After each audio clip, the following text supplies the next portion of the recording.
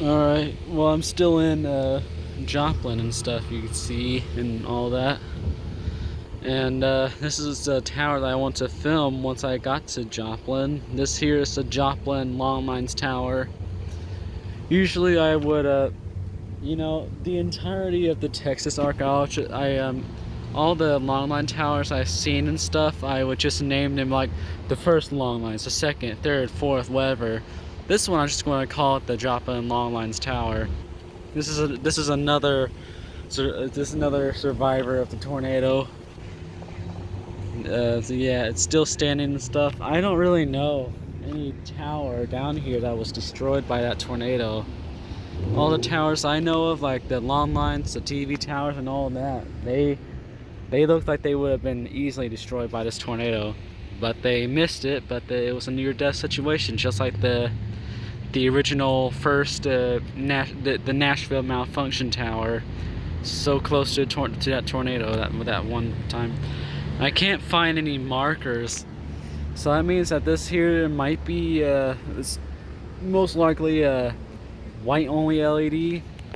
But you know, if it's a crappy LED, which I think it might be, crappy LEDs have tiny markers. They don't stick out of the tower. They're literally like it's like a leech on your skin or something. They're like yeah, they're just there and stuff. And yeah, they're kind of hidden and pretty small.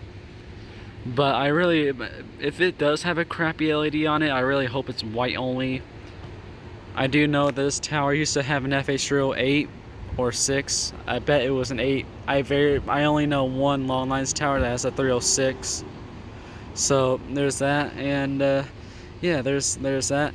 You know, I really wish there was a long lines tower in Springfield. I could see one of the 4 former horns on here pointing in the direction of Springfield. Maybe there used to be one in Springfield, but it was taken down or something after it got its horns removed, because nobody really needs to use it. Like somewhere in the early 2000s or late 90s, I don't know. I really hope that it used to have one at least, because I can see one of the 4 horns, or actually this had like, I can see this having 6 horns. You got the 4 spots there and these two spots there. So one of the 6 horns will be pointing at it.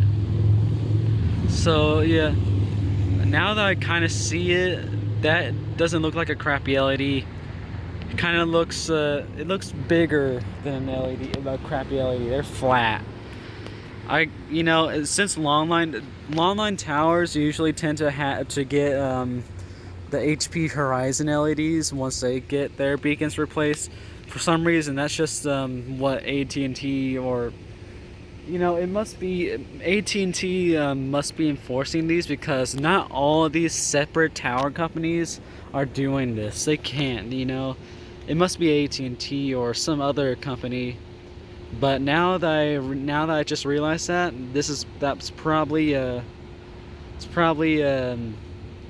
HP Horizon white only LED, just like my favorite long lines tower, somewhere around Licking, somewhere around the area. You know, it used to be beaconless, but it probably had an incandescent back then. I don't know. I really hope it didn't. I really hope that white only LED is its very first beacon, because you know, if it's not, then that'll be a cursed beacon replacement, or whatever you like to call it. Alright, the sun's literally like baking the sun's baking me right now, so I'm out. See y'all later.